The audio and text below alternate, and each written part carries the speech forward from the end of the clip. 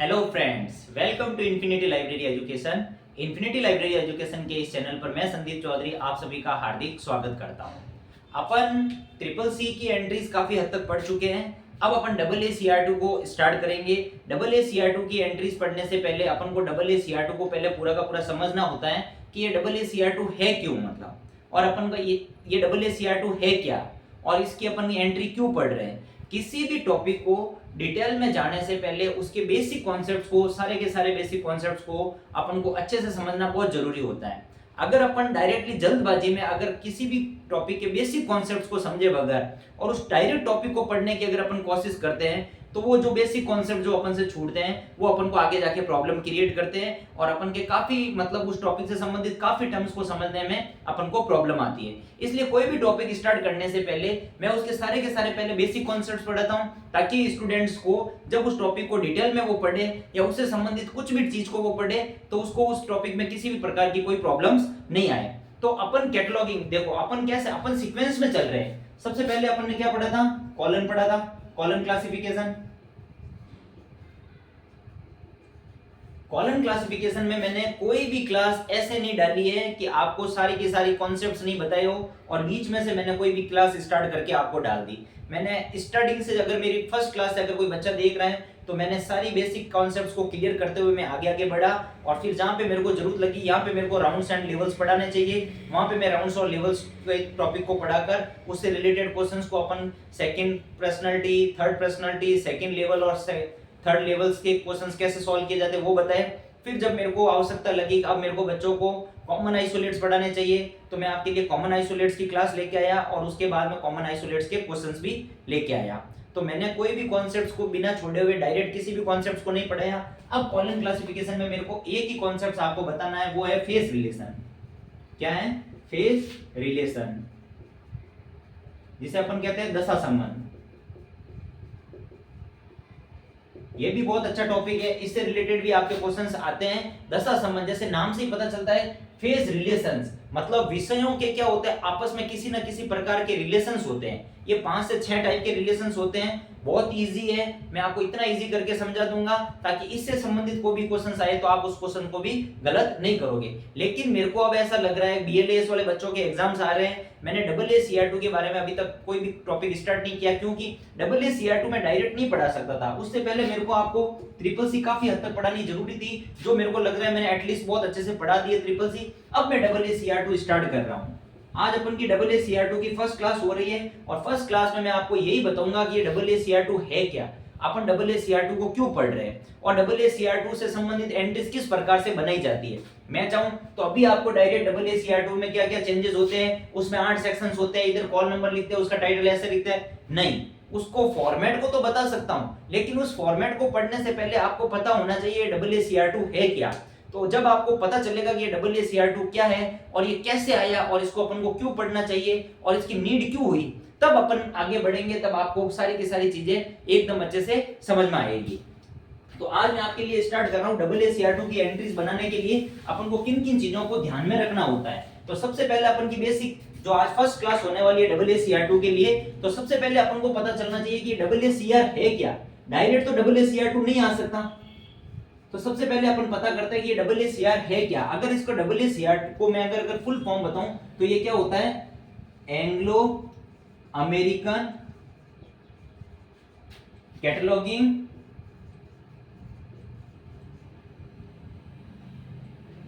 Rules. अगर मैं बात करूं डबल ए सीआर टू की फुल फॉर्म को देखते हैं तो ये कहता है Anglo American cataloguing rules. That means ये बता रहा है, पहले अपन ने पढ़ा था ट्रिपल सी। ट्रिपल सी क्या था? क्लासिफाइड कैटलॉगिंग कोड, मतलब कोड भी एक ही चीज होती है और रूल्स भी एक ही चीज होती है। ट्रिपल सी किसने दी थी? रंगनाथन मोदी ने दी थी। और रंगनाथन मोदी ने क्या किया था? कैटलॉगिंग कार्ड बनाने के लिए ट्रिपल सी के अकॉर्डिंग उसके लिए क्या क्या कोड लग सकते हैं, क्या क्या रूल्स लग सकते हैं, उसके फॉर्मेट को समझा के और अपन ने एंट्रीज पढ़ी थी। डबल ए सीआर टू कह रहे हैं, अब ये double A CR to, Ranganathan Modi तो अपन के इंडिया के थे, डबल ए सीआर टू को देने वाले ऑर्गेनाइजेशंस बाहर के थे। तो सबसे पहले अपन को समझना है इस डबल ए सीआर टू को दिया किसने। इस डबल ए सीआर टू को 1908 में एलए लाइब्रेरी एसोसिएशन, जिसे अपन शॉर्ट में क्या कहते हैं? LA और अमेरिकन लाइब्रेरी एसोसिएशन,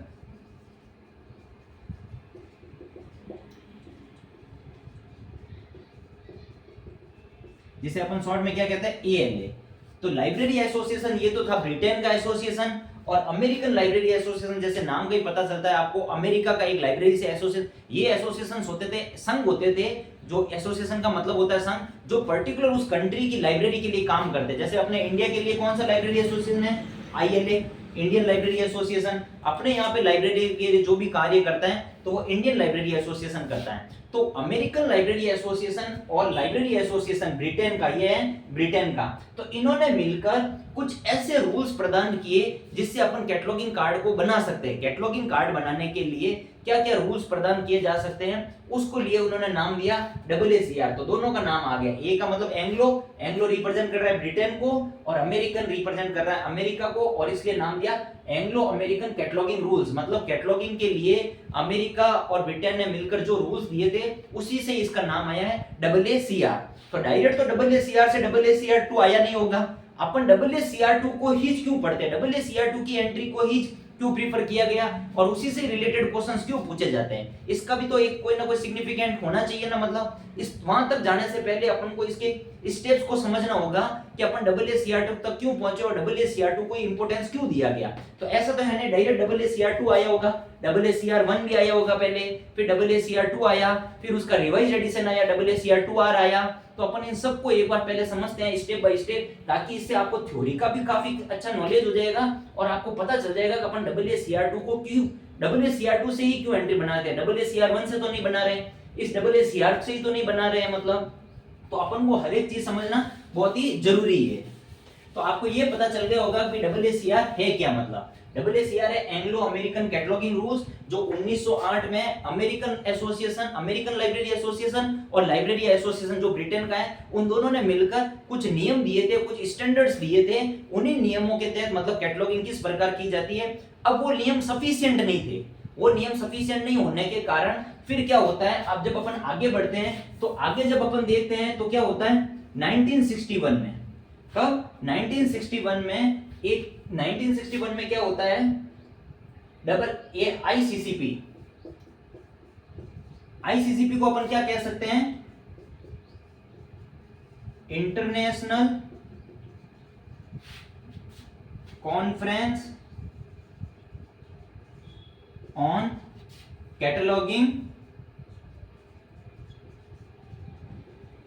प्रिंसिपल्स। अगर मैं 1961 में क्या होता है, 1961 में एक है ना कैटलॉगिंग के ऊपर प्रिंसिपल्स के लिए मतलब एक कॉन्फ्रेंस का आयोजन किया जाता है, और ये कॉन्फ्रेंस कहां पे होती है, पेरिस में होती है।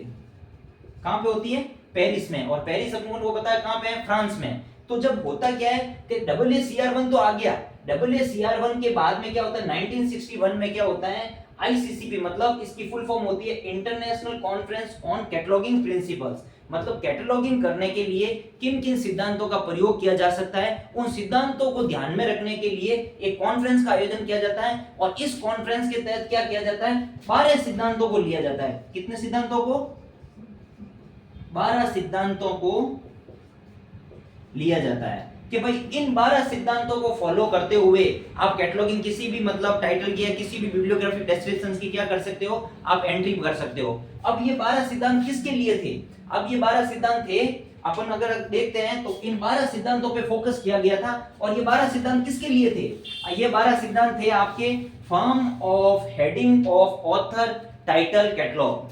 किसके लिए थे, फॉर्म ऑफ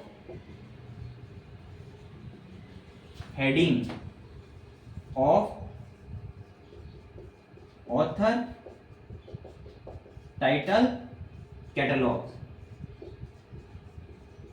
अब देखो इसका कहने का मतलब क्या है, जो international conference of cataloguing principles के तहत जिन 12 सिद्धांतों का प्रयोग किया गया था, उन 12 सिद्धांतों, ये 12 सिद्धांत किसके लिए दिए थे, ये 12 सिद्धांत दिए गए the form of heading of author या टाइटल कैटलॉग। मतलब आपने अभी भी आपने CCC में काफी एंट्रीज बनाई थी, आप अपन एंट्री बनाते थे, तब अपन एंट्री किससे बनाते थे, लीडिंग सेक्शन में अपन क्या लिखते थे, कॉल नंबर को लिख देते थे। फिर अपन हेडिंग सेक्शन में क्या लिखते थे, या तो उसके ऑथर का नाम लिखते थे, और ऑथर दोनों टाइप के होते हैं, अपन ने कॉर्पोरेट बॉडीज भी पढ़ी थी और नॉर्मल ऑथर से भी पढ़ी थी। तो अपन हेडिंग सेक्शन में क्या लिखते थे, अगर कोई सी बुक का कोई ऑथर होता है और अगर कोई कॉर्पोरेट बॉडी होती थी तो अपन उस कॉर्पोरेट बॉडी से संबंधित विषय को फाइंड आउट करने की कोशिश करते थे और उसको अपन क्या लिखते थे, हेडिंग सेक्शन में लिखते थे। अगर किसी बुक में अपन को ऑथर नहीं मिलता था तो अपन क्या करते थे, टाइटल से भी एंट्री बनाते थे। तो कहने का मतलब यही है कि AACR के बाद में जब इन्होंने AACR के तहत 1961 में जो ये कॉन्फ्रेंस हुई थी, इंटरनेशनल कॉन्फ्रेंस ऑन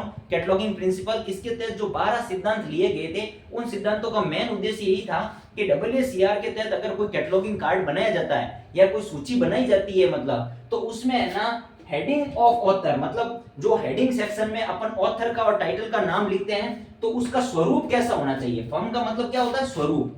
फर्म को अपन हिंदी में क्या कहते हैं, स्वरूप। कि भाई अपन उसको किस स्वरूप में रख सकते हैं कैटलॉगिंग कार्ड बनाने थे, उससे संबंधित जो रूल्स दिए गए थे, उन्हीं रूल्स को 12 नियमों को किन के लिए लिया था, firm of heading of author या टाइटल कैटलॉग। मतलब कोई भी कैटलॉग बनाते समय, चाहे आप उसको ऑथर से बना रहे हो या चाहे उसे टाइटल से बना रहे हो, उसका स्वरूप कैसा होना चाहिए, तो उसके लिए 12 सिद्धांतों का प्रयोग किया गया था। और इन्हीं 12 सिद्धांतों को किस नाम से जाना जाने लगा, पेरिस प्रिंसिपल्स।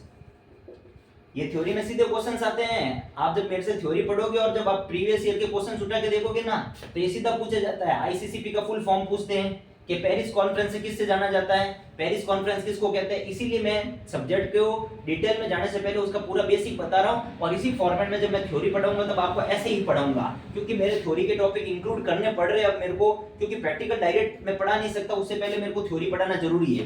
तो इन्हीं 12 प्रिंसिपल्स को क्या कहा जाता था, पेरिस प्रिंसिपल्स। इन्हें पेरिस प्रिंसिपल्स के नाम से जाना जाता है। तो अब आपको अगर मान लो थ्योरी में कोई क्वेश्चन आ भी जाता है कि भाई पेरिस प्रिंसिपल्स कौन से होते हैं, तो आईसीसीपी की मतलब international conference of cataloguing principles पर जो कॉन्फ्रेंस का आयोजन हुआ था 1967 में, उसके तहत जो 12 सिद्धांत दिए गए थे, और वो 12 सिद्धांत किसके लिए थे, firm of heading of author या टाइटल कैटलॉग। AACR2 के तहत जो एंट्री बनती है, उस एंट्री में हेडिंग सेक्शन का स्वरूप कैसा होना चाहिए, उसके लिए जो 12 नियम दिए गए थे, उन्हीं 12 नियमों को अपन किस नाम से जानते हैं, पेरिस प्रिंसिपल के नाम से जानते हैं।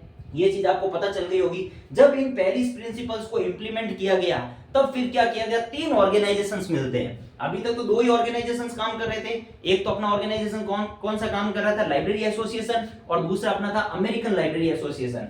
तो अब तीसरा अपने पास में आ जाता है कनेडियन लाइब्रेरी एसोसिएशन। ये तीनों एसोसिएशन जब इन 12 पेरिस प्रिंसिपल्स को फॉलो करते हुए, तो 1961 में तो ये कॉन्फ्रेंस आयोजित होती है। इसलिए फिर अब आगे आता है 1967 AACR2 का पब्लिकेशंस कब होता है, यहीं से ही आपके आता है AACR1। सबसे पहले क्या आता है, AACR1 को जाना जाता है और 1967 से जाना जाता है। और सीधा क्वेश्चन पूछा जाता है AACR1 का पब्लिकेशंस कब होता है, 1967 में होता है। और किसके द्वारा पब्लिकेशंस किया जाता है, पब्लिकेशन किया जाता है लाइब्रेरी एसोसिएशन के द्वारा, अमेरिकन लाइब्रेरी एसोसिएशन के द्वारा और कनेडियन लाइब्रेरी एसोसिएशन, इन तीनों ऑर्गेनाइजेशंस के मिलकर इसके द्वारा AACR1 का पब्लिकेशन किया जाता है। तो होता क्या है, जब ये पेरिस प्रिंसिपल्स आ जाते हैं तो इन तीनों ऑर्गेनाइजेशंस को इन पेरिस प्रिंसिपल्स को यूज करते हुए 1967 में AACR2 को क्या किया जाता है, पब्लिश किया जाता है। दैट मींस अपन ये कह सकते हैं इसका पब्लिकेशन किया जाता है या उसको प्रकाशित किया जाता है। AACR1 को प्रकाशित किया जाता है। तो अब आपको पता चला होगा कि सबसे पहले AACR आया था, AACR के बाद में AACR1 क्यों आया और कैसे आया, और AACR1 की क्या जरूरत पड़ी।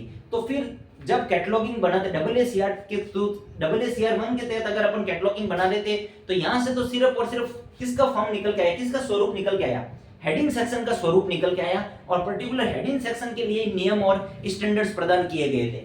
फिर जब और आगे बढ़ते हैं तो फिर आता है AACR2 अपना। कब आता है AACR2, और AACR2 कब आता है अपने 1977 या 1978। अब इसमें से दोनों डेट में से कंफ्यूजन रहता है हमेशा, इसलिए मैं आपको दोनों डेट बता रहा हूं।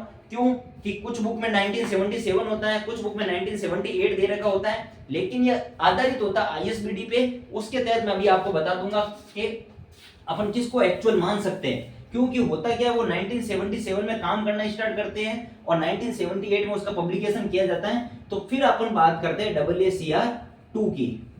अब AACR2 क्या है, मतलब एंग्लो अमेरिकन कैटलॉगिंग रूल्स और उसके अपन नाम दे रहे हैं 2। अगर मैं इसको कहूं AACR2 तो मैं इसकी एक्चुअल डेट 1978 ही मानता हूं या मैं 1977 भी मान सकता हूं, क्योंकि डिपेंड करता है कि भाई कौन सा ऑप्शन आपके दिया हुआ होता है। काफी बार ऑप्शंस में अभी आपने पिछली रिक्रूटमेंट में आप देखे हो तो 11 क्वेश्चंस गलत हो गए थे जो अधीनस्थ बोर्ड को डिलीट करने पड़े, इसलिए मैं आपको दोनों डेट लिखवा रहा हूं, 1977 भी लिखा रहा हूं और 1978 भी लिखा रहा हूं और मैं स्टार बना रहा हूं 1978 पे। तो आप ध्यान रखिए 1978 स्टैंडर्ड है 1978, वो क्यों है मैं अभी उसका भी आपको रीजन बताऊंगा। अब आती है बात अपने AACR2 की। जब अपन AACR2 की बात करते हैं तो AACR2 भी तो डायरेक्ट आता नहीं है, मतलब अब इसी के तहत अपन AACR2 के तहत अपन क्या करते हैं, कैटलॉगिंग एंट्रीज बनाते हैं और कैटलॉगिंग एंट्रीज बनाना सीखते हैं। लेकिन AACR2 की जरूरत क्यों पड़ी? AACR1 में कुछ ना कुछ संशोधन हुए होंगे या AACR1 में कुछ मतलब अपने कैटलॉगिंग कार्ड को बनाने में प्रॉपर तरीके से नहीं बना पा रहे होंगे, तब AACR2 की जरूरत पड़ी होगी। नहीं, AACR2 आधारित होता है ISBD पे। ये किस पे आधारित होता है? AACR2 आपका पूर्ण रूप से आधारित होता है ISBD पे।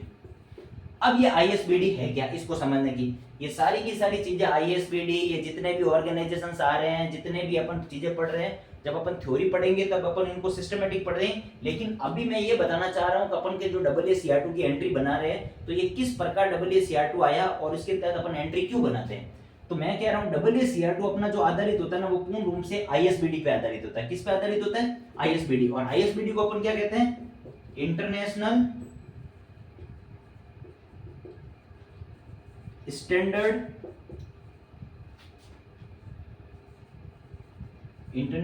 Standard for bibliographic description. अब इस चीज को समझो, international standard for bibliographic description.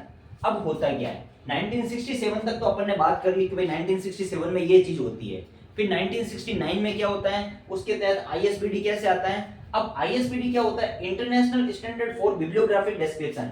अब आप इस चीज को समझने की कोशिश करना कि बिब्लियोग्राफिक डिस्क्रिप्शंस होता ही क्या है। ये पूरा का पूरा जो अब आप AACR2 की एंट्रीज बनाओगे ना वो पूरी की पूरी बिब्लियोग्राफिक डिस्क्रिप्शंस पे ही डिपेंड करती है।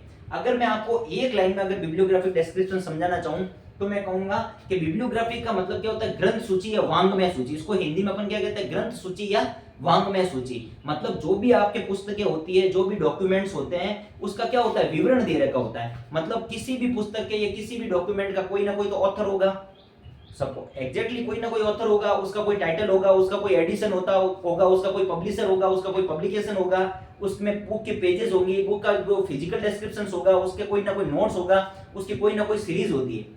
ये जो भी सारी की सारी इंफॉर्मेशंस होती है, इस इंफॉर्मेशन को क्या कहा जाता है? Bibliographic description. लेकिन ये इंफॉर्मेशन तो रैंडमली होती है। मतलब अब इस इंफॉर्मेशन को एक अनुशासित क्रम में वर्गीकृत करने के लिए इसके लिए भी एक कोई ना कोई ऑर्गेनाइजेशन आता है या कोई ना कोई मीटिंग होती है, उसके द्वारा तय किया जाता है कि इनको किस प्रकार से अपन वर्णानुक्रम में इनको किस प्रकार से अपन क्रम निर्धारित करेंगे। तो वहीं से इंटरनेशनल स्टैंडर्ड की उत्पत्ति होती है। ये international standard of bibliographic descriptions होता है। अभी मैं इसको पहले बता रहा हूं कि AACR2 अपने जो आधारित होती है, जो ISBD पर आधारित होती है। और ISBD पर आधारित क्यों होती है और 1978 में क्यों होती है? क्यों कि ISBD क्या है? International standard for bibliographic description. कि भाई आप जो भी कैटलॉग होता है या कोई भी डॉक्यूमेंट होता है, उसका जो भी बिब्लियोग्राफिक डिस्क्रिप्शंस होता है, उसको एकदम व्यवस्थित करने के लिए और उसके लिए भी जो भी कोई स्टैंडर्ड्स होते हैं। स्टैंडर्ड क्या होते हैं? किसी वही स्टैंडर्ड सेम चीज, कोई ना कोई रूल्स होते हैं, कोई ना कोई प्रोटोकॉल्स होते हैं, उनको ध्यान में रखते हुए उनको क्या किया जाता है? एक क्रम निर्धारित किया जाता है या उनके एलिमेंट्स, बिब्लियोग्राफिक डिस्क्रिप्शंस के एलिमेंट्स को फाइंड आउट किया जाता है। उसी स्टैंडर्ड्स को क्या कहा जाता है?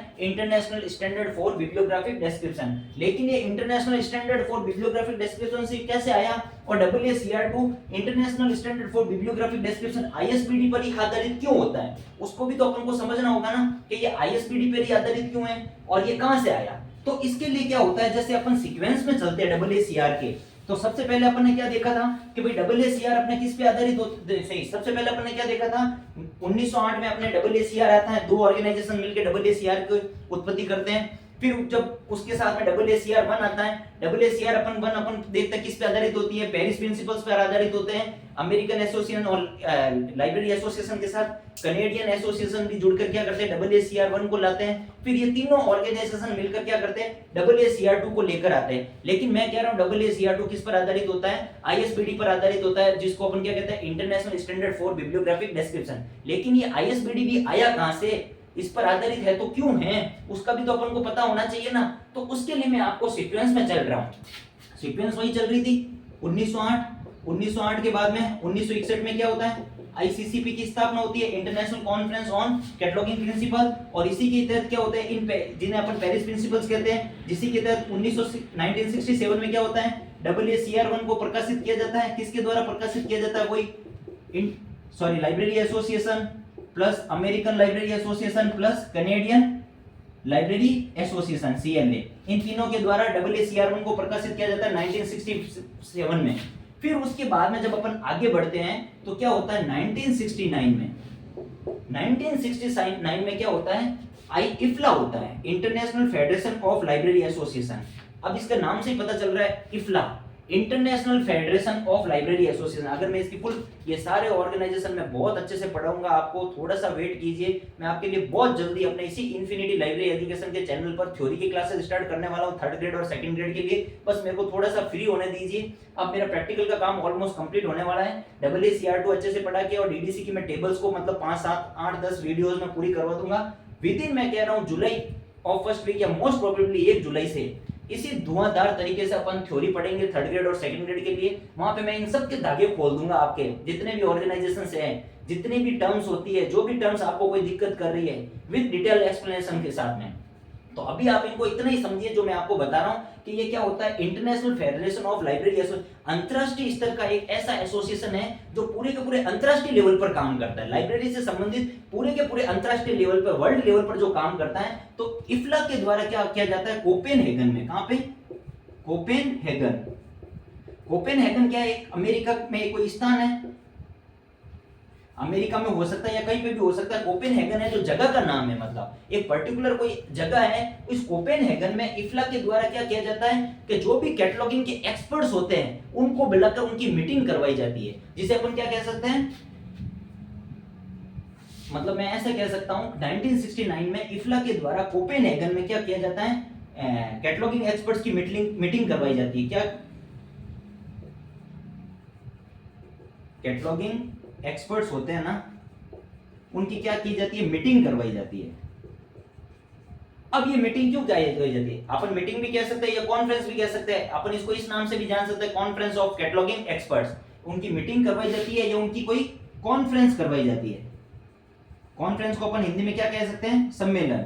दैट मीन्स वही होता है कि जहां पे क्या होता है, कैटलॉगिंग के जितने भी एक्सपर्ट्स होते हैं वो इकट्ठा होते हैं और वो ये निर्धारित करते हैं। अब उन कैटलॉगिंग एक्सपर्ट्स की मीटिंग क्यों करवाई जाती है, उनकी मीटिंग इसीलिए करवाई जाती है कि भाई जो भी बिब्लियोग्राफिक डिस्क्रिप्शंस होते हैं, जब किसी भी डॉक्यूमेंट की जब एंट्री बनाई जाती है, उसके कैटलॉग का निर्धारण किया जाता है या उसका कैटलॉग बनाया जाता है, तो जो भी उसका बिब्लियोग्राफिक डिस्क्रिप्शंस होता है, जो बिब्लियोग्राफिक डिस्क्रिप्शन में अभी बता चुका हूं, बिब्लियोग्राफिक डिस्क्रिप्शन में क्या आएगा, उसका ऑथर है, टाइटल है, उसका नोट्स है, सीरीज है, पब्लिकेशन है, पब्लिशर्स है, ये पूरा का पूरा उसका बिब्लियोग्राफिक डिस्क्रिप्शंस होता है। तो इन बिब्लियोग्राफिक डिस्क्रिप्शंस को, इसमें जो भी इसके एलिमेंट्स इसमें काम आते हैं, उन एलिमेंट्स का पता लगाने के लिए कि भाई किसी भी बिब्लियोग्राफिक डिस्क्रिप्शन में, किसी भी कैटलॉग कार्ड में आने वाले बिब्लियोग्राफिक डिस्क्रिप्शंस के उसके एलिमेंट्स को कैसे पहचाने, उनके एलिमेंट्स को पता करके उनका क्रम निर्धारित करने के लिए इस सम्मेलन का आयोजन किया जाता है।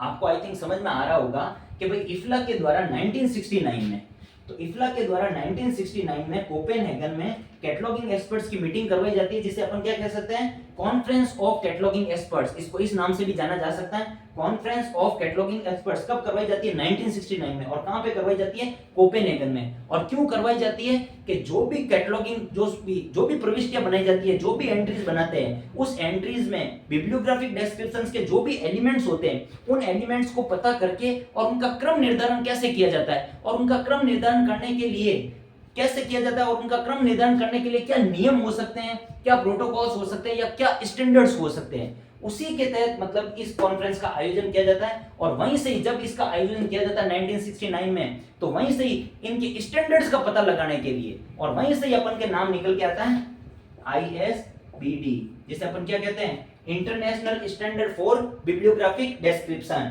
क्यों कि ये मीटिंग किसके लिए होती है, बिब्लियोग्राफिक डिस्क्रिप्शंस की स्टैंडर्ड का पता लगाने के लिए। बिब्लियोग्राफिक डिस्क्रिप्शन क्या है, जब कोई कैटलॉग कार्ड बनाया जाता है तो उसके जितने भी एलिमेंट्स होते हैं, बिब्लियोग्राफिक डिस्क्रिप्शन मतलब वांग्मय सूची। बिब्लियोग्राफिक डिस्क्रिप्शन में क्या कहूंगा, उसको मैं क्या कह सकता हूं, अगर मैं बिब्लियोग्राफिक डिस्क्रिप्शंस को, इसको मैं क्या कह सकता हूं, ग्रंथ सूची विवरण। हिंदी में अगर मैं इसको कहूं ना तो ग्रंथ सूची विवरण कहूंगा। ग्रंथ सूची विवरण का मतलब किसी भी डॉक्यूमेंट या किसी भी पुस्तक के लिए जो भी उसका विवरण होता है, जो भी उसका एलिमेंट्स होता है, उनका क्रम निर्धारण करने के लिए क्या स्टैंडर्ड्स काम में लिए जा सकते हैं, क्या नियम काम में लिए जा सकते हैं, क्या क्या मानक हो सकते हैं, क्या क्या प्रोटोकॉल्स हो सकते हैं, उसी को पता करने के लिए ISBD की स्थापना होती है। तो इसलिए यह भी क्वेश्चन पूछा जाता है ISBD की स्थापना कब होती है, 1969 में होती है। 1969 में किसके तहत होती है, इफ्ला के द्वारा कोपेनहेगन में कैटलॉगिंग एक्सपर्ट्स की एक मीटिंग करवाई जाती है, जिसके तहत, अब वो मीटिंग क्यों होती है, अपन ने वहां पे पढ़ा था, वहां पे भी एक पहले कॉन्फ्रेंस हुई थी 1961 में। 1961 में कॉन्फ्रेंस हुई थी जो पेरिस प्रिंसिपल्स,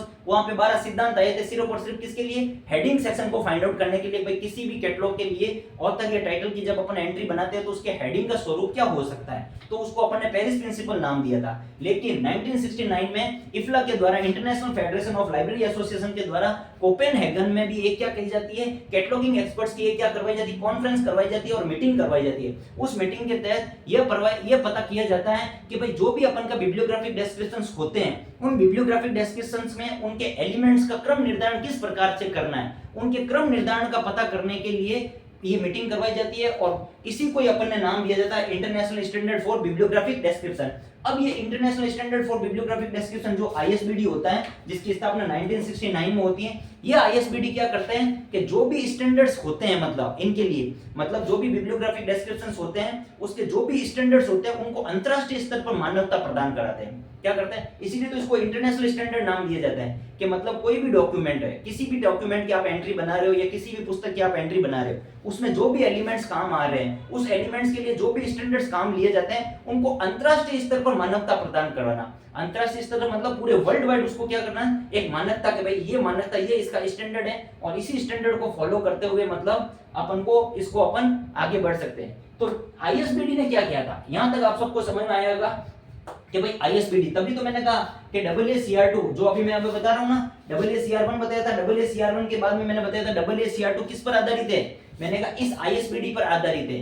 क्यों आधारित है कि इस ISBD ने क्या किया था कि जो भी बिब्लियोग्राफिक डिस्क्रिप्शंस होता है, पूरी की पूरी ग्रंथ सूची का जो विवरण होता है, उसके जो भी एलिमेंट्स होते हैं, उसके लिए मतलब इसने क्या किया था, उसका जो भी एलिमेंट्स होते हैं उनका क्रम निर्धारण करने के लिए 8 भागों में उसको डिवाइड कर दिया था। कितने भागों में डिवाइड कर दिया था, 8 भागों में डिवाइड कर दिया था। और जिस प्रकार से ISBD ने उनको 8 भागों में डिवाइड किया जाता और इसी को फॉलो करते हुए AACR2 के द्वारा, आप देखोगे AACR2 की अपन मेन एंट्री बनाते हैं तो आपने पढ़ा भी होगा, अगर कहीं से भी पढ़ा होगा तो, नहीं तो अभी मैं तो आपको पढ़ाऊंगा ही, लेकिन वहां तक आने से पहले मेरे को ये सारी चीजें बताना जरूरी है ताकि आपको पता तो चले कि ये 8 भाग जो मेन एंट्री में लिए जाते हैं तो क्यों लिए जाते हैं AACR2 में। इसी ISBD को फॉलो करते हुए वहां पे AACR2 की मेन एंट्री बनाते हैं, तो वहां पे भी उसमें क्या किया जाता है, मेन एंट्री को कितने भागों में डिवाइड किया जाता है, 8 भागों में। दैट मींस उसका जो भी बिब्लियोग्राफिक डिस्क्रिप्शंस अपन लेके आते हैं, मतलब उसको 8 एरिया में डिवाइड किया जाता है और उसको 8 सेक्शन में डिवाइड किया जाता है ISBD को फॉलो करते हुए। और ISBD ने क्या किया था, मतलब अब अपन आगे बढ़ते हैं तो मैं आपको बताता हूं, आपको ये पता चल गया होगा ISBD की स्थापना कैसे होती है। इसी ISBD को क्या माना जाता है, AACR2 का आधार माना जाता है। और ये आपको प्रैक्टिकल में ही पता चलेगा, यहां से थ्योरी में इतना डिटेल में आपको कोई नहीं पढ़ाएगा, मैं बता रहा हूं प्रैक्टिकल में भी आपको, दूसरी किसी भी क्लास में देख लेना, इस लेवल तक अगर आपको ISBD से कनेक्ट करते हुए AACR2 को अगर समझाया जाता है तो। अब ये जो ISBD आ गया आपके सामने 1969 में, ये ISBD ने क्या किया था, स्टैंडर्ड्स दिए थे, उन स्टैंडर्ड्स के द्वारा मतलब बिब्लियोग्राफिक डिस्क्रिप्शंस को अंतरराष्ट्रीय स्तर पर मान्यता प्रदान कर रही थी मतलब। तो ये ISBD क्या काम करता, अब अपन को समझना होगा कि इस ISBD का उद्देश्य क्या था, इस ISBD का मेन उद्देश्य क्या था। इस ISBD का उद्देश्य था, अगर मैं आपको बताऊं, ISBD आ जाता है अपने, जिसे अपन क्या कहते हैं, international standard for bibliographic description.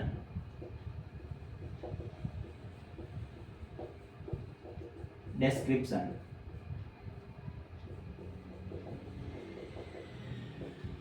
इसकी स्थापना कब होती है? 1969 में। तो आईएसबीडी की स्थापना होती है 1969 में, और मैं कह रहा हूं AACR2 होता है जो अपना आईएसबीडी पर आधारित होता है। तो अब इस चीज को समझिए, international standard for bibliographic description, ISBD क्या करता है? यही आईएसबीडी आपको क्या करता है कि भाई आपको जो भी मतलब आप कोई भी प्रविष्टि बनाओगे, प्रविष्टि मतलब एंट्री, कोई भी प्रविष्टि बनाओगे या आप कोई भी एंट्री बनाओगे, चाहे भाई मेन एंट्री बना रहे हो, एडेड एंट्रीज बना रहे हो, जो भी एंट्री बना रहे हो उस एंट्री के लिए जो उसका बिब्लियोग्राफिक डिस्क्रिप्शन होता है, बिब्लियोग्राफिक डिस्क्रिप्शन, अगर इस बिब्लियोग्राफिक डिस्क्रिप्शन को मैं हिंदी में कहूं तो इसको अपन क्या कह सकते हैं? वांग्मय विवरण या ग्रंथ सूची विवरण। अब इस टर्म को समझना, अगर आपने टर्म को समझ लिया तो आपको समझना आ जाएगा। नाम भी देख लो, बिब्लियोग्राफिक, जो भी आप एंट्री बना रहे हो उस एंट्री में जो भी उसका बिब्लियोग्राफिक डिस्क्रिप्शन मतलब उसका वांग्मय विवरण या ग्रंथ सूची विवरण, मतलब कोई भी डॉक्यूमेंट की बना रहे हो या किसी भी पुस्तक के लिए आप जो एंट्री बना रहे हो उसका पूरा का पूरा जो विवरण, जो मैंने क्या बताया था, इसके अंतर्गत क्या आ सकता है? इसके अंतर्गत ऑथर आ सकता है, इसके अंतर्गत और क्या आ सकता है? टाइटल आ सकता है, इसके अंतर्गत और क्या आ सकता है? एडिशन आ सकता है कि भाई कौन सा एडिशन है, पब्लिशर आ सकता है, और क्या आ सकता है? नोट्स आ सकते हैं, उसकी सीरीज आ सकती है, पेजेस आ सकते हैं। कोई एंट्री बनाने के लिए जो भी ये एलिमेंट्स अपन काम में लेते हैं ना, इन एलिमेंट्स को इसका क्या कहता है? बिब्लियोग्राफिक डिस्क्रिप्शंस कहते हैं। और इसी बिब्लियोग्राफिक डिस्क्रिप्शन, जो बिब्लियोग्राफिक डिस्क्रिप्शंस के अंदर अपन एंट्री बनाने के लिए इन एलिमेंट्स का प्रयोग करते हैं, इन्हीं डिस्क्रिप्शंस के लिए जो स्टैंडर्ड, जो मानक दिए गए या जो रूल्स दिए गए, उन्हीं मानकों को अंतरराष्ट्रीय स्तर पर मान्यता प्रदान कराने के लिए, भाई वर्ल्ड वाइड यही मानक चलेंगे और उसी मानक को फॉलो करते हुए किसी भी कैटलॉगिंग की सूची बनाई जाएगी, तो उसको अंतरराष्ट्रीय स्तर पर मान्यता प्रदान कराने के लिए आईएसबीडी का गठन होता है, जिसे अपन कहते हैं international standard for bibliographic description. 1969 में इसकी स्थापना होती है। अब अगर आपको आईएसबीडी पता चला है, नहीं चला है, मेरे को बताइए। इसके नाम से ही पता चल रहा है, international standard for bibliographic description. That means bibliographic description, जब किसी कैटलॉग कार्ड को बनाया जाता है तो उसमें जो भी बिब्लियोग्राफिक डिस्क्रिप्शंस आता है, जो भी ग्रंथ सूची विवरण आता है, ऑथर हुआ, टाइटल हुआ, एडिशन हुआ, पब्लिशर हुआ, इन ये रैंडमली होते हैं। इनको एक पर्टिकुलर क्रम प्रदान करने के लिए, और इस क्रम प्रदान करने के लिए जो स्टैंडर्ड्स, जो रूल्स काम में लिए जाते हैं, जो मानक काम लिए जाते हैं, उसको अंतरराष्ट्रीय स्तर पर मान्यता प्रदान कराने के लिए आईएसबीडी का गठन किया जाता है।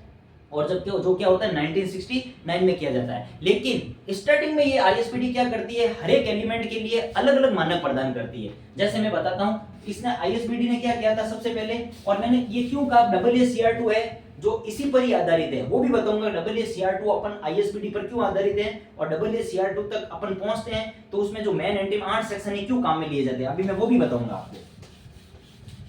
लेकिन वहां तक पहुंचने से पहले अपन की इसके पीछे का पूरा बेसिक तो पता होना चाहिए ना कि भाई AACR2 है क्या और अपन क्यों पढ़ रहे हैं। तो आईएसबीडी ने क्या किया था 1974 में, सबसे पहले 1974 में इन्होंने क्या दिया था? एक दिया था आईएसबीडी एम, जिसे एम कहते हैं अपन मोनोग्राफ। एम का मतलब क्या होता है? मोनोग्राफ। मैं बता रहा हूं, पहले आईएसबीडी ने क्या किया था? हर एक एलिमेंट के लिए अलग अलग स्टैंडर्ड्स देने की कोशिश की कि भाई इस मोनोग्राफ के लिए आईएसबीडी एम का मतलब क्या होता है? ये एम कैपिटल है ना, स्मॉल नहीं है, ये कैपिटल है। अगर किसी ने पहले थ्योरी पढ़ रखी होगी तो उसको आज सब पता चल जाएगा कि ये चीज क्यों पढ़ी। अगर उसने याद किया है तो वो आगे से याद नहीं करेगा, मेरी क्लास देखने के बाद उसको पता चल जाएगा सर ने हर चीज डिटेल में की है। और मैं इसी प्रकार से मैं क्या कर रहा हूँ, हर एक टॉपिक में आपको ऐसे ही पढ़ाऊंगा जब मेरा कोर्स आएगा 3rd ग्रेड और 2nd ग्रेड के लिए, इसी फॉर्मेट में पढ़ाऊंगा हर चीज। मैंने पहले दिन से कहा था मेरी क्लास में किसी भी चीज को आपको रटने की जरूरत नहीं पड़ेगी, ये मैं दावे के साथ कह सकता हूँ और गारंटी के साथ कह सकता हूँ। यहाँ से आपको पता चल जाएगा कि मेरी क्लास में थ्योरी भी रटने की जरूरत नहीं पड़ेगी, यहाँ पे थ्योरी भी पूरी डिटेल के साथ में एक्सप्लेन की जाएगी।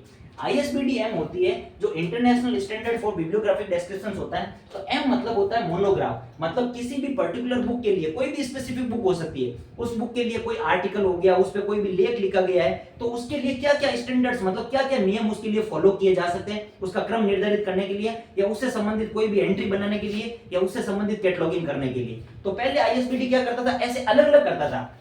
हालांकि बुक में सब दे रखा है, जैसे कि मैं अगर मानूं तो 1974 में तो सबसे पहले आईएसबीडी ने एम के लिए दिया था, फिर आईएसबीडी ने आगे किसके लिए दे दिया, फिर आईएसबीडी ने दे दिया सीरीज के लिए। अब आपने एंट्री बनाई होगी, ट्रिपल सी की एंट्री आपने पढ़ी होगी मेरे से।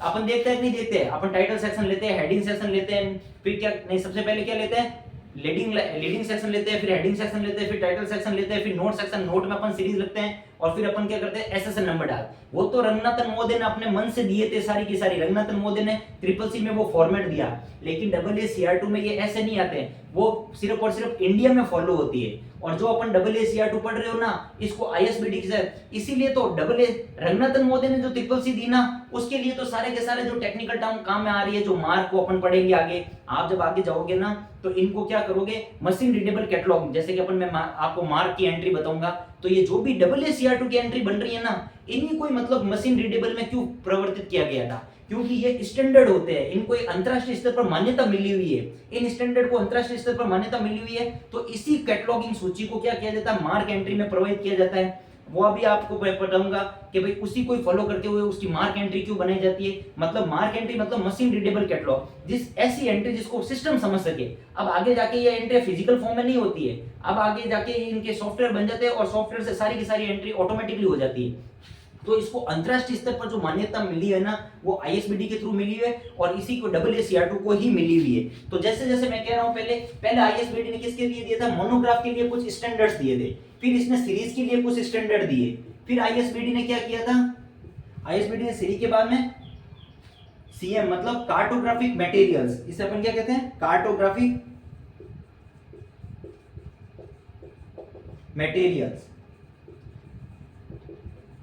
कार्टोग्राफिक मटेरियल्स मतलब कोई मानचित्र वगैरह होते हैं ना भाई, किसी बुक में कोई मानचित्र वगैरह होता है, उसके लिए स्टैंडर्ड्स दिए थे। तो पहले क्या किया था, सबसे फर्स्ट और लास्ट वाला ही पूछा जाता है क्वेश्चन में, तो मैं आपको बता रहा हूं आईएसबीडी क्या करता है, हर एक एलिमेंट के लिए क्या करती थी, अलग अलग स्टैंडर्ड्स प्रदान किए थे। तो ऐसे तो मतलब हर एक एलिमेंट्स के लिए इतने सारे एलिमेंट्स हो सकते हैं, तो आप हर एक एलिमेंट्स के लिए कैसे अलग अलग स्टैंडर्ड प्रदान कर सकते हो। तो फिर आईएसबीडी ने क्या किया था लास्ट में 1978 में, अब यहीं से ही बता रहे 1977 या 1978 में आईएसबीडी ने क्या किया था, एक स्टैंडर्ड दिया था आईएसबीडी जी।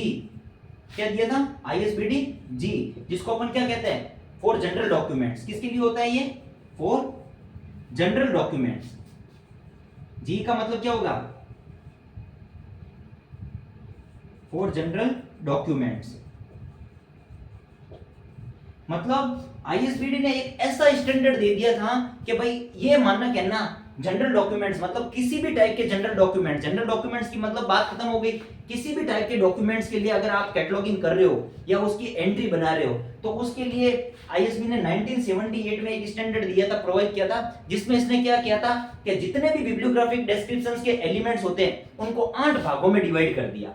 कितने भागों में डिवाइड कर दिया, 8 भागों में डिवाइड कर दिया। और वो 8 भाग जो आईएसबीडी ने दिए थे, वो 8 भाग बता रहा हूं, अपन के ये 8 भाग काम में नहीं आने वाले, इन्हीं को ही फॉलो करते हुए AACR2 ने वो 8 भाग काम में लिए। उसमें थोड़ा सा परिवर्तन होता है, लेकिन वो 8 भाग इसी आईएसबीडी के 8 भागों को फॉलो करते हुए मेन एंट्री बनाते समय उनको प्रयोग में किया जाता है। लेकिन सबसे पहले मैं बता रहा हूं आईएसबीडी ने, पहले तो आईएसबीडी क्या कर रही थी, इंडिविजुअल मतलब पर्टिकुलर मोनोग्राफ के लिए, जैसे सीरीज के लिए देता है, कार्टोग्राफिक मटेरियल्स के लिए, ऐसे सब के लिए देती है। फिर उसने क्या किया था, आईएसबीडी जी दे दिया था 1978 में। इसीलिए मैं कहता हूं AACR2 की स्थापना है ना 1978 से ही मानी जाती है, क्योंकि इसी को 1971 में जब आईएसबीडी जी दिया फॉर जनरल डॉक्यूमेंट्स, मतलब हर एक डॉक्यूमेंट, आप चाहे किसी भी डॉक्यूमेंट की या किसी भी बुक की मतलब आप एंट्री बना रहे हो, कैटलॉगिंग कर रहे हो AACR2 के तहत, तो आपको इन 8 मानकों, इन 8 एरिया को कह सकते हो, या उसके 8 भागों में उसको डिवाइड करके और उसका क्रम निर्धारित कर दिया कि भाई इसी क्रम में आप उसको चलते हुए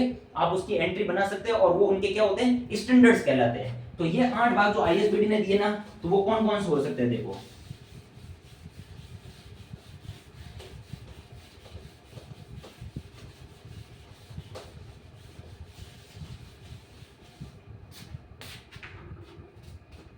सबसे पहला भाग हो जाता है टाइटल, ये आईएसबीडी के, हाँ ये आईएसबीडी के, AACR2 के नहीं है। अभी AACR2 के मैं बताऊंगा। सबसे पहले दे दिया टाइटल, फिर उसने दे दिया एडिशन, फिर उसने दे दिया एडिशन, और एडिशन के बाद में कौन सा दिया था, एडिशन के बाद में उसने दे दिया type of publication, type of publication कि भाई पब्लिकेशन किस टाइप का पब्लिकेशन है। फिर इसने दे दिया था पब्लिशर्स, उसको पब्लिश कौन कर रहा है। फिर उसने दे दिया फिजिकल डिस्क्रिप्शन, फिजिकल डिस्क्रिप्शन। फिर इसने दिया था सीरीज, और सीरीज के बाद में इसने दिया था नोट, और फिर 8वां दिया था इसने ISBN नंबर। अब देखो, अब ISBD ने क्या किया था, अभी तक अपन AACR2 नहीं पढ़ रहे हैं, ISBD ने क्या किया था, जनरल डॉक्यूमेंट के लिए 1978 में इसने कहा आप चाहे बोले किसी भी डॉक्यूमेंट की अगर कैटलॉगिंग एंट्री बना रहे हो तो उसके बिब्लियोग्राफिक डिस्क्रिप्शन में उसके जो भी एलिमेंट्स आएंगे उनको इसी क्रम में प्रोवाइड किया जाएगा। ये ISBD ने किया था, इसी क्रम को में प्रोवाइड किया जाता। और उसमें सबसे पहले आप क्या करोगे, जैसे अपन CCC में क्या पढ़ रहे थे, लीडिंग लाइन में लीडिंग सेक्शन में अपन कॉल नंबर को लेते थे, फिर हेडिंग सेक्शन में अपन ऑथर को लेते थे, लेकिन कॉर्पोरेट बॉडी के लिए अपन क्या ले लेते थे, उसके सब्जेक्ट को ले लेते थे। फिर अपन क्या कहते हैं, टाइटल सेक्शन में उसका टाइटल, सब टाइटल, एडिशन जो भी होता था। तो लेकिन ISBD क्या कहता है, ISBD कहता है कि अगर ISBD के अकॉर्डिंग अगर आप उसको स्टैंडर्ड को मानते हो, अगर आप उसको मेन एंट्री बना रहे हो, तो उसके जो 8 भाग हैं उन 8 भागों में उसको डिवाइड किया गया कि भाई टाइटल लो, टाइटल के बाद में एडिशन, एडिशन के बाद में टाइप्स ऑफ पब्लिकेशन, किस टाइप का पब्लिकेशन है उसको, और फिर फोर्थ में लिया था उसने पब्लिशर, हर एक का कोई ना कोई पब्लिशर होता। अब वहां पे CCC पढ़ रहे थे, तब मैंने क्या कहा था कि वहां पे अपन को पब्लिशर किसी का यूज नहीं करना है, क्योंकि CCC में रंगनाथन मोदी ने ये कॉन्सेप्ट दिए नहीं, ये कॉन्सेप्ट AACR2 में आया। तो AACR2 में अपन पब्लिशर को भी रिप्रेजेंट करते हैं कि भाई इसका पब्लिशर कौन है, इस बुक का और इस डॉक्यूमेंट का। फिर आता है फिजिकल डिस्क्रिप्शन। फिजिकल डिस्क्रिप्शन को मैं बताता हूं कि भाई जब अपन CCC की एंट्रीज पढ़ रहे थे तो आप देख रहे थे कि उस बुक के बारे में, उस बुक की साइज क्या है, उस बुक का पेज क्या है, उस बुक के इलस्ट्रेशन मतलब उसमें डायग्राम, चित्र कितने हैं, किस टाइप के कौन से चित्र हैं, 3D चित्र भी हो सकते हैं, 2D डायग्राम भी हो सकते हैं, नंबर ऑफ डायग्राम्स भी हो सकते हैं। इसका विवरण कहीं पे भी अपन एंट्री में रिप्रेजेंट कर रहे थे क्या, वहां पे CCC में अपन कोई भी किसी भी टाइप का इस प्रकार का विवरण रिप्रेजेंट नहीं कर रहे थे। लेकिन AACR2 की एंट्री बनाएंगे तो अपन उसके फिजिकल डिस्क्रिप्शन को भी उसमें रिप्रेजेंट करेंगे, उसकी मेन एंट्री में। वो किस प्रकार करेंगे, जब अपन एंट्री पढ़ेंगे तब मैं आपको अच्छे से समझाऊंगा। सीरीज को कैसे रिप्रेजेंट करना है, यहाँ पे सीरीज को रिप्रेजेंट करने का तरीका अलग होता है, CCC में सीरीज को रिप्रेजेंट करने का तरीका अलग था। नोट, यहाँ पे नोट में क्या, अगर कोई एडिशनल इंफॉर्मेशन दे रखी होती है तो उसको अपन रिप्रेजेंट करते हैं। और ISBN मतलब हर एक बुक का क्या होता है, एक इंटरनेशनल स्टैंडर्ड बुक नंबर होता है। मतलब आगे ना स्टैंडर्ड की बात कि मतलब हर एक बुक का एक अंतरराष्ट्रीय स्तर पर, मैंने इसीलिए ये सब कुछ पहले, ताकि आपको पता तो चले जो मैं स्टैंडर्ड की बात कर रहा हूँ, ये जो भी international standard of bibliographic descriptions की बात कर रहा हूँ, तो ये चीजें आप आई कहां से, अभी आपको पता चल गया ना, ISBN टर्म आ गई। अब अगर मैं पहले आपको नहीं बता रखा होता, अगर इस स्टैंडर्ड की फॉर्मेट को नहीं समझा रखा होता, तो आप यहाँ पे कंफ्यूजन होता है कि ISBN international standard for book number क्या होता है। आपको ऐसे पता चल जाएगा कि भाई हर एक बुक का क्या होता है, एक स्टैंडर्ड होता है, मतलब उस स्टैंडर्ड को अंतरराष्ट्रीय स्तर पर मान्यता, लेकिन अंतरराष्ट्रीय स्तर पर उसको मान्यता दे कौन रहा है, ISBD दे रहा है, international standard for bibliographic description, उसके तहत उसको अंतरराष्ट्रीय स्तर पर मान्यता प्रदान की जा रही है। इसी चीज को समझाने के लिए मैं पूरा पहले बेसिक में गया, बेसिक से उठाकर यहाँ तक सारी की सारी चीजें लाया, और सबसे पहले ISBD ने ये सारी चीजें दी थी, और इन्हीं को फॉलो करते हुए AACR2 ने अपनी एंट्री प्रदान की थी। तीनों ऑर्गेनाइजेशन ने क्या किया था, ISBD को फॉलो करते हुए और नया कॉन्सेप्ट दिया था AACR2। AACR1 को छोड़ा और नया कॉन्सेप्ट दिया AACR2, जो किस पर आधारित होता है, ISBD पर आधारित होता है। क्यों आधारित होता है, ISBD ने जब बताया था लास्ट में, जब जनरल डॉक्यूमेंट के लिए क्या था, भाई पूरी किसी भी टाइटल की या किसी भी डॉक्यूमेंट की आप एंट्री बनाते हो या कैटलॉगिंग करते हो, तो उसमें इन 8 स्टैंडर्ड को फॉलो किया जाता है, इन 8 भागों में उसको डिवाइड किया जाता है, और 8 सेक्शन उसके बनाया जाता है, या अपन उसका 8 एरिया कह सकते हैं, या कुछ भी कह सकते हैं कि 8 भागों में उसको डिवाइड करके, और ये क्रम रहते हुए आप उसकी एंट्री बना सकते हो। इसी को फॉलो करते हुए AACR2 ने क्या किया था, मतलब अपने भी एंट्री में जो मेन क्लास की एंट्री बनती है, उसने जो मेन क्लास की एंट्री को 8 भागों में विभक्त किया। कितने भागों में विभक्त किया था, 8 भागों में। तो इसलिए अपन कहते हैं, तो यहां से आपको पता चल गया होगा, मैंने लिखा था कि अब अपना आता है AACR2। सेम वही कब आता है AACR2, 1978। क्यों आता है 1978 में, हर एक चीज का रीजन पता होना चाहिए। 1978 में इसलिए आता है क्योंकि आईएसबीडी ने 1978 में आईएसबीडी G4 जनरल डॉक्यूमेंट्स को पब्लिश किया था।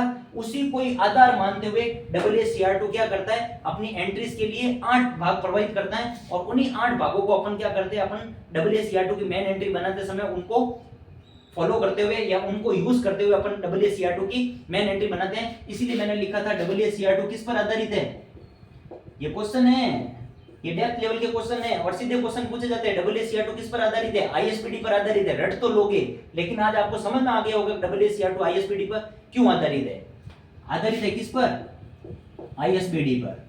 और क्यों आधारित है, आईएसपीडी के 8 सेक्शन को फॉलो करते हुए।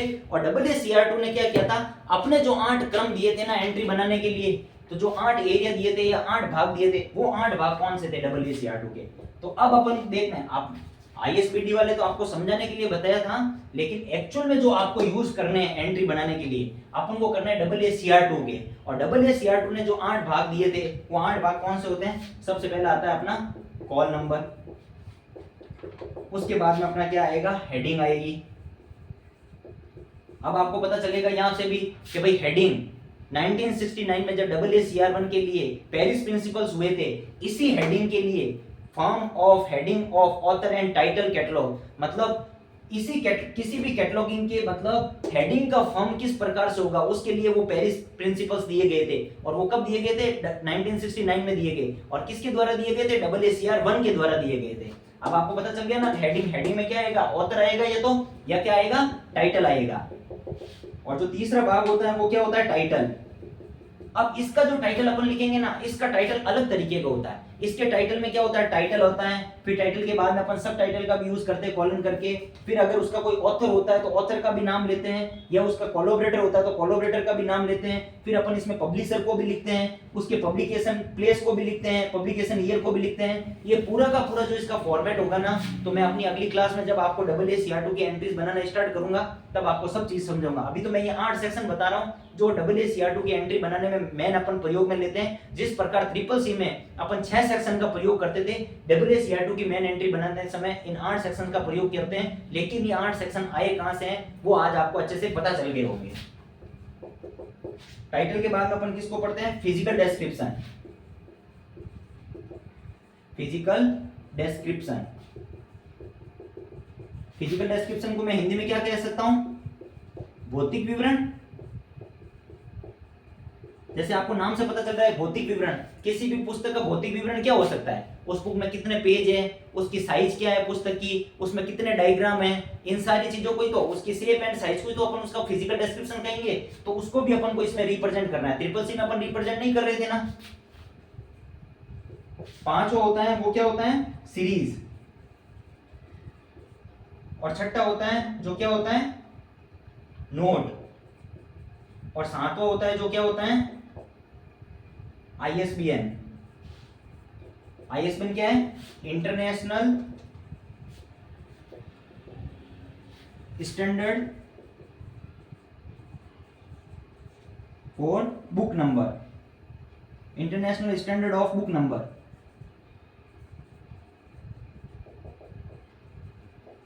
मतलब हर एक स्तर, हर एक बुक को, जो भी बुक पब्लिश हो रही है उसको क्या होता है, एक बुक नंबर होता है जिसका क्या होता है, इंटरनेशनल स्टैंडर्ड होता है। अंतरराष्ट्रीय स्तर पर उसका कोई ना कोई मानक होता है। जैसे इस बुक है तो इसका ISBN क्या माना जाएगा, आपको पता है। अगर मैं ये अमित किशोर की बुक को बता रहा हूं तो इस बुक का ISBN नंबर ये वाला होगा।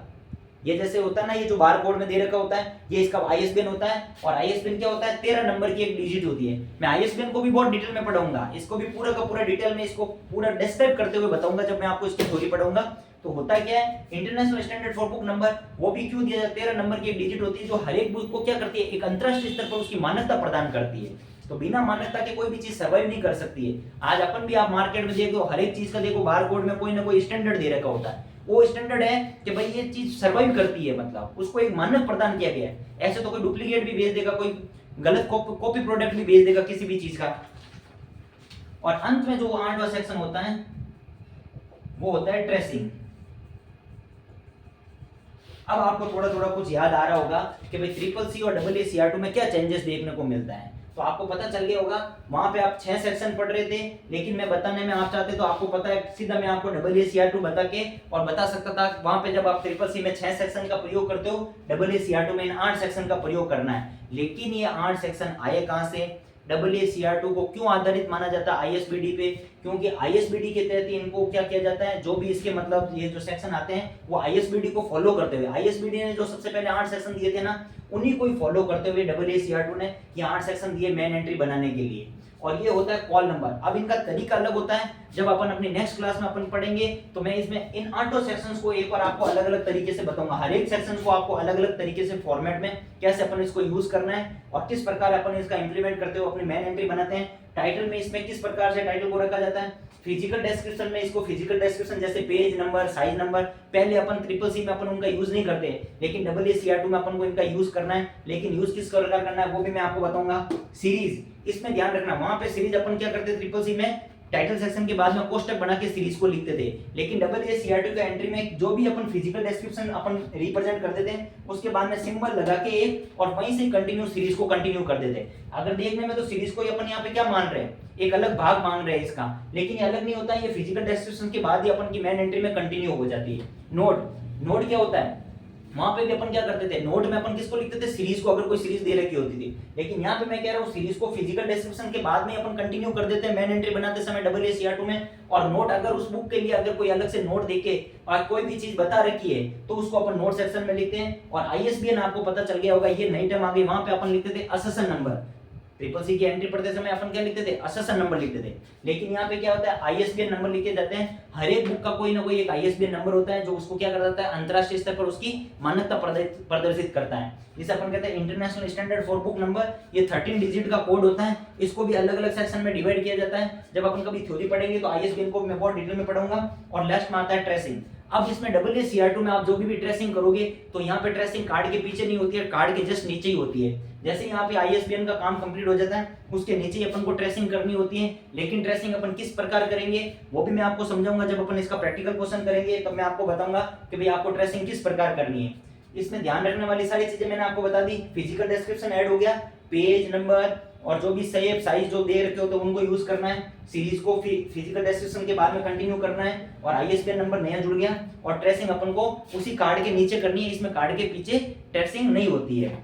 और किस प्रकार करेंगे वो मैं बताऊंगा। एक चीज यहाँ पे छूट रही है आपके असेसन नंबर। एक्चुअल में क्या होता है कि AACR2 की जब अपन एंट्री बनाते हैं तो उसमें असेसन नंबर का कहीं पे भी मतलब ऐसा कोई बात नहीं की गई है असेसन नंबर के लिए। मतलब AACR2 की एंट्री में कहीं पे भी असेसन नंबर को लेकर कुछ भी नहीं कहा गया। लेकिन अपन एक चीज देखेंगे, जब अपन इसकी मेन एंट्री बनाएंगे तो जब अपन मेन एंट्री बनाते तो फर्स्ट इंडेंशन और सेकंड इंडेंशन और जो मेन लाइन, मैं कैटलॉग कार्ड बनाऊंगा तब बताऊंगा, तो वहां से ऊपर से 3-4 लाइन छोड़कर आप असेसन नंबर को रिप्रेजेंट कर सकते हैं। वो किस प्रकार रिप्रेजेंट करना है जब अपन क्वेश्चन लेंगे या इसका जब मैं ब्यौरा बताऊंगा कल आपको, तब आपको सब समझ में आ जाएगा कि इनको कैसे यूज करना है। पहली मेरी इंट्रोडक्शन की क्लास रहती है, मैं वो चीज बताना चाहता हूँ अपन इस चीज को क्यों पढ़ रहे हैं और क्या डिफरेंट है। अब एक चीज और ध्यान रखना, जो भी मेरे अब हाँ एक चीज और मैं बताता हूँ।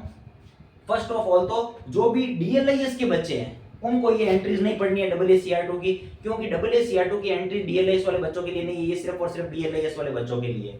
अगर कोई बच्चा BLIS कर रहा है तो उसको ट्रिपल सी की भी सारी एंट्री पढ़नी है और AACR2 की भी सारी एंट्री पढ़नी है, क्योंकि AACR2 की एंट्री BLIS वालों के बच्चों के लिए काम आ रही है। अगर कोई बच्चा ट्रिपल सी की एंट्री नहीं, कोई बच्चा DLIS का स्टूडेंट है तो उसको सिर्फ और सिर्फ ट्रिपल सी की एंट्री पढ़नी है, जो मैंने पहले पढ़ाई है ये एंट्रीज नहीं पढ़नी है। लेकिन मैं एक चीज और कहता हूं, अगर कोई बच्चा इग्नू का स्टूडेंट है तो इग्नू में थोड़ा सा इसमें कॉन्सेप्ट क्या होता है, थोड़ा चेंज होता है। इग्नू का जब प्रैक्टिकल आता है ना तो जो आप AACR2 की एंट्री कर रहे हो इसकी क्या करनी होती है, एक मार्क एंट्री भी बनानी होती है। वही चीज मैं बता, जबकि VMOU में इसमें क्या होता है, मार्क एंट्री नहीं बनानी होती है। VMOU के बच्चों को सीधी की सीधी मेन एंट्री और उसकी एडेड एंट्री बना के और सीधी ट्रेसिंग करनी होती है। लेकिन इग्नू में क्वेश्चन का पैटर्न थोड़ा अलग होता है। उसमें क्या होता है 35% DDC के आते हैं, जो इग्नू वाले बच्चों के लिए जो कोड होता है जो 227 होता है ये प्रैक्टिकल का कोड, उसमें उनको AACR2 की एंट्री तो बनानी है। एंट्री बनाने के बाद उसकी मार्क एंट्री भी बनानी होती है। और मार्क एंट्री क्या कहती है, मार्क एंट्री कहती है अगर कोई इग्नू का बच्चा है तो उसके लिए मैं बता रहा हूँ, VMOU के बच्चों के लिए नहीं है ये मार्क एंट्री। VMOU के बच्चों के लिए तो सीधी सीधी ट्रिपल सी की जैसे एंट्री बन रही थी ना वैसी की वैसी इसकी एंट्री बनी थी, ज्यादा चेंज नहीं होगी। लेकिन इग्नू वाले बच्चों के लिए क्या होता है, इसकी मार्क एंट्री बनानी होती है। मतलब आपने कोई कैटलॉग कार्ड पूरा बना दिया, उस कैटलॉग कार्ड में आपने मेन एंट्री बनाई और मेन एंट्री बनाने के बाद उसकी जो भी एडिट एंट्री बन रही है उसकी क्या करनी पड़ेगी, आपको मार्क एंट्री बनानी पड़ेगी। मार्क एंट्री होती है मशीन रीडेबल कैटलॉगिंग। जो मशीन रीडेबल कैटलॉग, उसमें भी मार्क को कौन सा कॉन्सेप्ट को फॉलो करना है, मार्क 21 को फॉलो करना है आपको। मतलब 21वीं शताब्दी, मतलब 21वीं शताब्दी में जो मार्क है, मतलब मशीन रीडेबल कैटलॉग, मतलब उसका कहने का मतलब है जो आप कैटलॉग कार्ड बना रहे हो उसको मशीन कैसे समझेगी। मतलब मशीन दैट मींस कंप्यूटर, कि भाई कंप्यूटर में आप वो एंट्री चढ़ाओगे तो कंप्यूटर उस एंट्री को कैसे समझेगा, उस फॉर्मेट में उसके मार्क की टैगिंग होती है।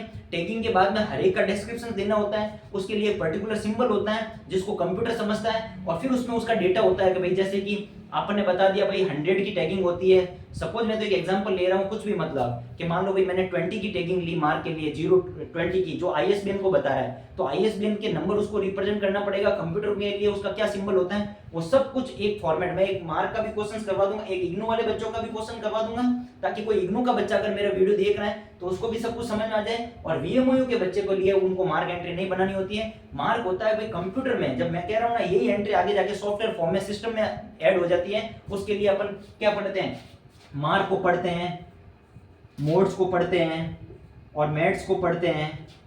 ये सारे के सारे क्या होते हैं, स्टैंडर्ड्स होते हैं अलग अलग, जो इसके इन स्टैंडर्ड्स के माध्यम से क्या किया जाता है, सिस्टम जनरेटेड बनाई जाती है सारी की सारी कैटलॉगिंग को। तो आपको आज जो भी मैंने चीज बताई है वो बहुत अच्छे से समझ में आई होगी कि भाई AACR आज जो मैंने पढ़ा है ना, वो चीज सिर्फ और सिर्फ आपका बेसिक समझाने के लिए कि भाई अपन AACR2 की एंट्री क्यों पढ़ते हैं। एक्चुअल में जो आपके एग्जाम में काम आने वाली चीज है, जिसको आपको फॉलो करना है, वो चीज अपन कल से पढ़ना स्टार्ट करेंगे। लेकिन AACR2 तक आने से पहले उसका बेसिक रूट जानना बहुत जरूरी होता है कि अपन AACR2 को क्यों पढ़ रहे हैं और AACR2 आया कहां से। इसके बाद में AACR2R भी आता है, ऐसा नहीं यहाँ पे खत्म हो जाता है। इसके बाद में AACR2R भी आता है, जो उसको क्या कहता है, रिवाइज एडिशन को बताता है। उसमें भी कुछ ना कुछ चेंजेस होते हैं, उसमें भी कुछ ना कुछ चेंजेस होते हैं। लेकिन आपकी जो एंट्रीज बन रही है ना, वो सारी की सारी VMOU में क्या हो रही है, AACR2 से बन रही है। और AACR2 क्या करता है, ISBD को फॉलो करता है। ISBD ने जो मतलब बिब्लियोग्राफिक डिस्क्रिप्शंस के लिए जो 8 सेक्शंस दिए थे, 8 भाग दिए थे, उन्हीं को फॉलो कर रहा है AACR2, और अपन को AACR2 से ही एंट्री बनानी है। आगे क्या हो जाता है, AACR2 और फिर ऐसे 2 और इसका R आ जाता है, जो R इसको किसको रिप्रेजेंट करता है, इसके रिवाइज्ड एडिशन को रिप्रेजेंट करता है। रिवाइज्ड एडिशन मतलब AACR2 का जो रिवाइज रहता है ना, उस रिवाइज एडिशन को रिप्रेजेंट करता है। ऐसे मतलब करके AACR2, और इसी का जो एक्सटेंशन वर्जन होता है ना AACR2 का, वो शायद RDA होता है, ऐसा कुछ होता है। एक RDA होता है, डेस्क्रिप्टिव एनालिसिस होता है। मतलब वो अपन सब थ्योरी में पढ़ेंगे, लेकिन प्रैक्टिकल में ये चीज काम नहीं आनी चाहिए। अभी मैं डिटेल में जाऊं तो भले मैं आगे से आगे बढ़ता जाऊंगा, पर आपको ज्यादा कंफ्यूजन होगा। मैं आपको मेन मुद्दे तक लेके आ गया हूं। AACR2 जो अपन को पढ़ना है वो मुद्दे तक मैं आपको ला चुका हूं, उसमें उसको कैसे फॉलो करना है वहां तक मैं आपको लेकर आ चुका हूं। अगर आपको और डिटेल में ज्ञान चाहिए तो मेरे से जुड़े हुए रहना। मैं बहुत जल्दी 3rd ग्रेड के लिए क्लासेस लेके आने वाला हूं, 3rd ग्रेड और 2nd ग्रेड के लिए अपने इसी इन्फिनिटी लाइब्रेरी एजुकेशन चैनल पर। मात्र 1 जुलाई से मेरी क्लासेस आना स्टार्ट हो जाएगी, जिसमें पूरी की पूरी थ्योरी को बहुत डिटेल में और इसी फॉर्मेट में समझाया जाएगा, जहां से आपका कोई भी कॉन्सेप्ट समझने से रह नहीं सकता। मिलते हैं अपनी नेक्स्ट क्लास में, तब तक इस क्लास को देखिए, वीडियो को अच्छे से ज्यादा शेयर कीजिए, चैनल को सब्सक्राइब कीजिए, चैनल को लाइक कीजिए, और अपनी प्रतिक्रिया कमेंट के रूप में जरूर दीजिए, जो मेरे को मोटिवेट करती है। काफी बच्चों को मतलब मेरे पास ऐसे ऐसे मैसेज भी आते हैं कि बच्चे कह रहे हैं सर हम तो 3rd ग्रेड सेलेक्ट हो चुके हैं, लेकिन आपका वीडियो देखने के बाद पता चलता है कि इतना भी डिटेल में इसमें है जो हमने आज तक पहले कभी नहीं पढ़ा। तो हो सकता है, मैं कह रहा हूँ, कुछ कॉन्सेप्ट्स आपके मिस हो गए होंगे। वो कॉन्सेप्ट आप 3rd ग्रेड में तो सेलेक्ट हो गए हो, लेकिन 2nd ग्रेड में जाने पर वहां पे पेपर का एक लेवल इस तरह अलग आता है। अगर आप कोई KVS का एग्जाम देते हो, NPS का एग्जाम देते हो, तो उनके लिए वहां पे थोड़ा पेपर का स्टैंडर्ड अलग हो जाता है। तो आपको अगर डिटेल में पढ़ना है तो आप मेरे से क्लासेस देखिए, मेरे वीडियो देखिए, यहाँ पे मैं सारे कॉन्सेप्ट्स आपके क्लियर करूंगा और पूरी की पूरी डिटेल में आपको पढ़ाया जाएगा। तो मिलते हैं अपनी नेक्स्ट क्लास में, तब तक के लिए धन्यवाद।